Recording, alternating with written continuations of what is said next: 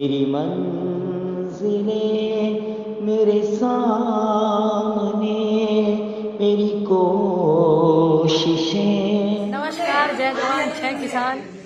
और एक बात समझ में नहीं आ रही, बात तो बहुत सारी है पर समझ में एक नहीं आ रही। वैसे बिल रद्द करने की बात करी है, बाकी 29 तारीख को पहला संसद सत्र होगा, इस महीने को संसद सत्र है, उस दिन जो है बिल अच्छे तरीके से रद्द होंगे। सिर्फ प्रधानमंत्री जी के बोलने पे कोई विश्वास नहीं करता, क्योंकि उन्हीं के गृह मंत्री ये बोल देते हैं कि तो चुनावी जुमले थे। तो इसीलिए देश का जो किसान है अभी नहीं हटेगा, अभी वहीं डटा रहेगा। लेकिन समस्याएं खत्म नहीं हो जाती। बिल रद्द अच्छी बात है कि जितने हवन हमारे किसानों ने, हमारे बुजुर्गों ने कराए, शुद्धिकरण दिमाग का, बुद्धि शुद्धि के लिए जो कराए, शुक्र है प्रधानमंत्री जी पे वो कारगर हुए, होने भी चाहिए। बाकी समस्याएं कम नहीं है, बेरोजगारी, स्वास्थ्य सुविधाएं और इतनी सारी जो फसल खराब हुई है, ऊंजी सी जो, उसका भी कुछ नहीं मिला। बाकी इतना लेट कराने की क्या जरूरत थी? अगर पहले करा देते तो उन किसानों की शहीदी नहीं होती जो आंदोलन में हुई है। बाकी ये सारा का सारा जो क्रेडिट है ये उन परिवारों को जाता है जो किसान आंदोलन में शहीद हुए हैं, जितने भी लोग, और उनका परिवार वहीं पर अड़ा हुआ है, वहीं पर डटा हुआ है, हम जैसे लोगों का हौसला और हिम्मत बढ़ाने के लिए।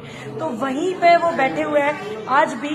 तो ये सारा क्रेडिट उनको जाता है। ये सारा क्रेडिट उनको जाता है जो पत्रकार डरे नहीं, जिन्होंने सच दिखाया सोशल मीडिया ने। ये पत्रकार इतने, एक दो चैनल वाले भी हैं, रविश कुमार, अभिषार शर्मा, वाजपेयी जैसे पत्रकार जो हमारे भाई हैं बड़े, उनके जैसे पत्रकार, तो ये उनको भी जाता है। ये हर उस व्यक्ति को जाता है जिसमें किसान आंदोलन के फेवर में किसी ने दो शब्द कहे, जिसको पता था कि हम अन्नदाता की रोटी खाते हैं, हम इनकी रोटी नहीं खाते। तो ये सभी का आंदोलन था।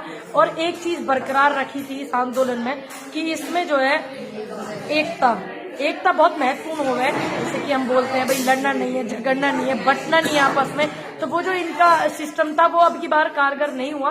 तो आने वाले समय में भी हमें ऐसी एकता बना करके रखनी है। बाकी जो है ऐसा नहीं है कि समस्याएं कम हो गई है, देश में समस्याएं बहुत ज्यादा है।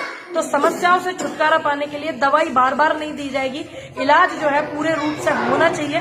2022 में चुनाव है और योगी जी को तो वही नहीं प्रधानमंत्री बनाना चाहते, तो मुख्यमंत्री तो हम क्या बनाएंगे, और आप पर हम नहीं बनाएंगे बिल्कुल भी।